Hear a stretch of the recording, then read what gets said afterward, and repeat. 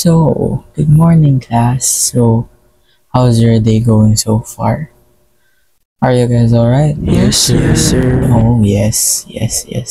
That's nice to know. So, before we start, I want you to let me start by checking your attendance first. So, wait. So, Clinton, Present, sir. Chris, are you there? Chris? Present, sir. Okay, nice. Carl, Present. okay, nice.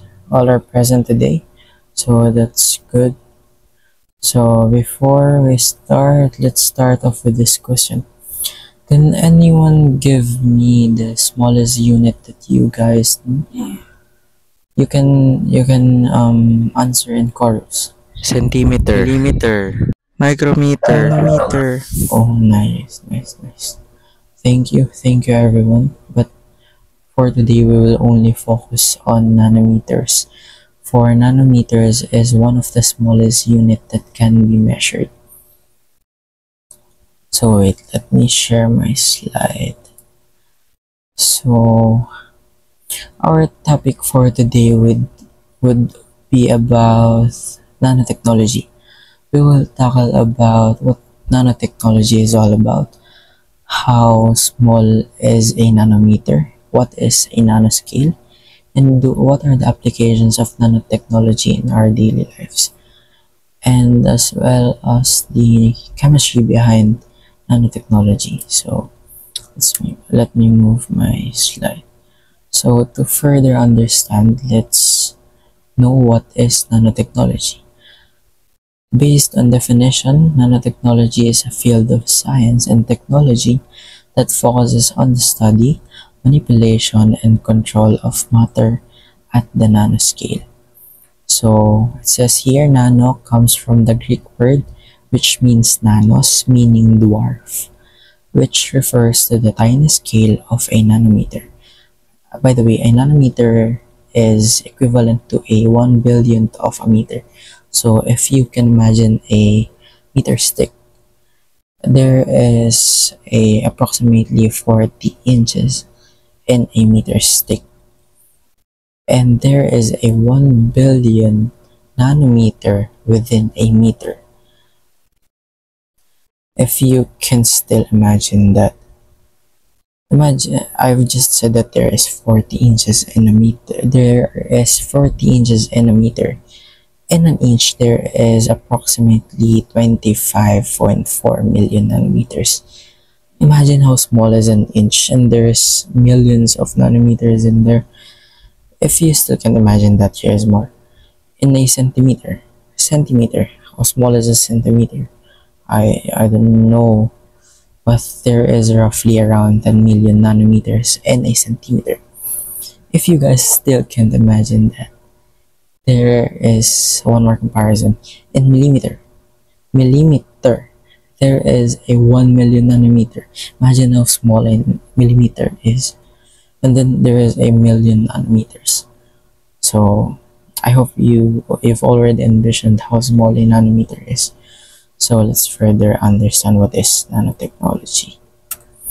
So here's next. What is nanometer and nanoscale?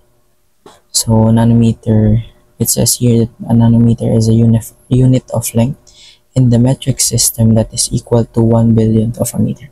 I've just said that. So let's move on to the nanoscale. Nanoscale refers to things that are incredibly small, usually between 1 to 100 nanometers. So a nanometer is so tiny that it's so hard to imagine. 1 nanometer is 1 billionth of a meter. So I've just said that already, so I hope you understand. So let's just recap. Nanometer is a metric system, which is a unit of length, and then a nanoscale is it refers to the things that are within the nanoscale, which is 1 to 100 nanometers. So let's move on. Now let's understand about the chemistry behind nanotechnology. So let's first read this. The chemistry behind nanotechnology involves manipulating materials and systems at the nanoscale 1 to 100 nanometers, where the properties of matter are different from those at larger scales. At this size, materials can exhibit unique chemical, physical, and biological behaviors due to quantum effects and high surface to volume ratios. So it simply says that nanotechnology is simply the manipulation of matters within the range of the nanoscale, where they experience different properties and characteristics that are being taken advantage of to improve human life through technology and engineering. So let's move on. So we have here the chemistry principles behind the chemistry of nanoparticles. So the first one here is quantum mechanics.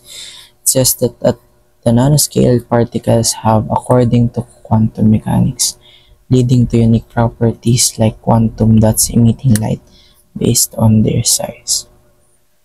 Next is surface area to volume ratio. As materials shrink, their surface area increases dramatically, making them more reactive. This enhanced surface area is useful in catalysis, where nanoparticles speed up chemical reactions. Third one is self-assembly.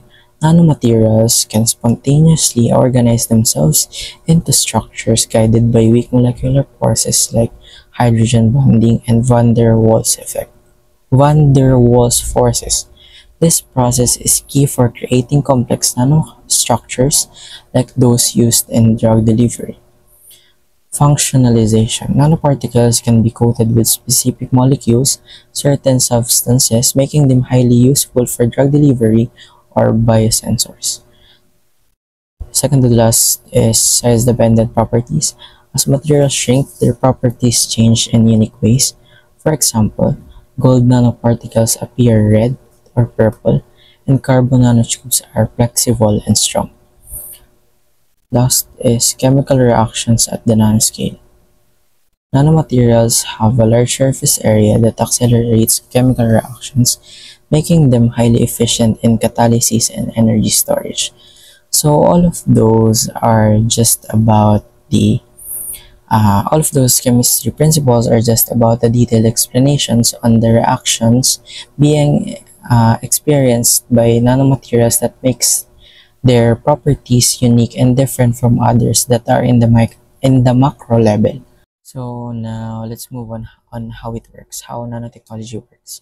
So at the nanoscale, materials and systems inhibit unique properties that differ from those at the larger scales. So these properties can be used to develop new technologies and materials with their unprecedented properties.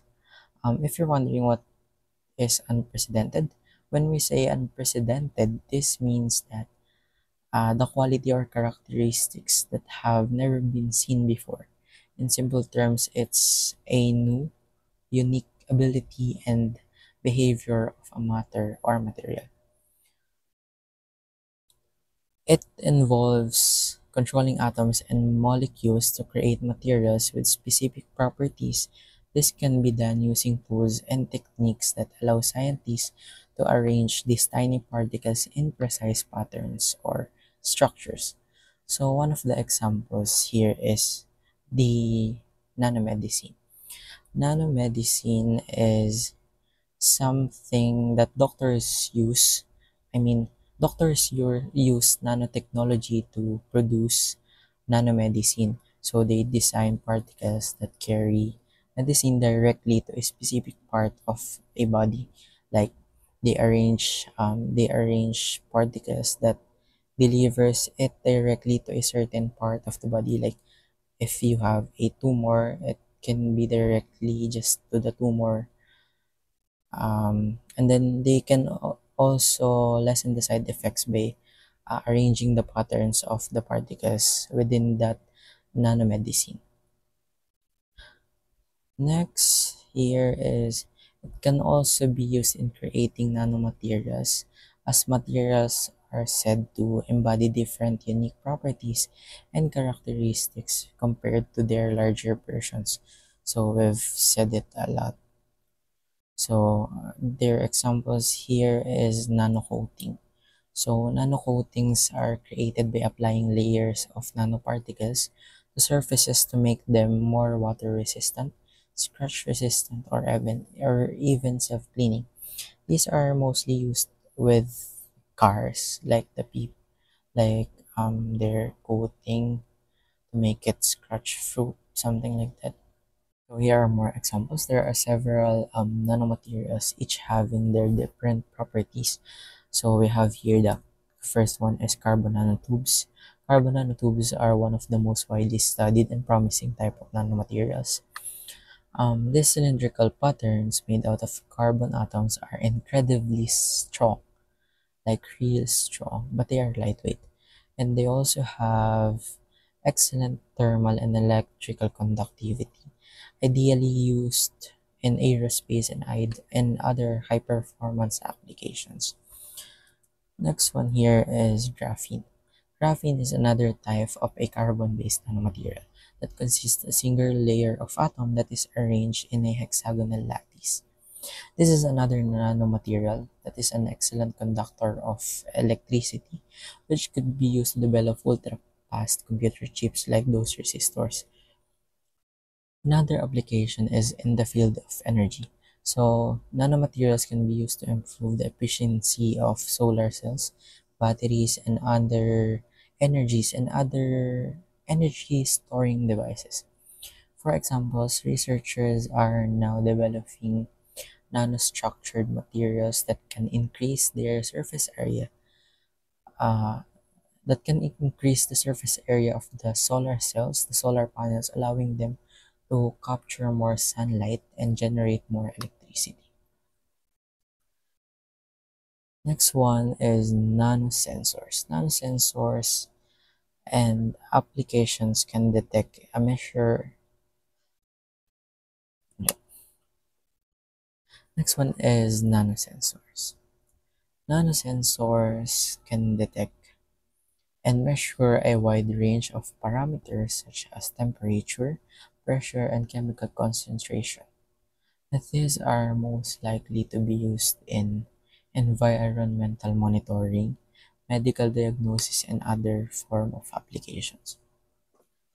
So we're almost done. We're almost done.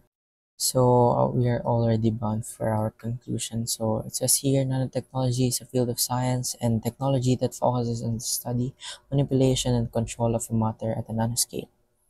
By the process of manipulating matter at such tiny particles, nanotechnology enables the creation of more efficient, effective, and sustainable solutions, from medicine, where it enables precise drug delivery and advanced diagnostics, to electronics, where it boosts performance and reduces size.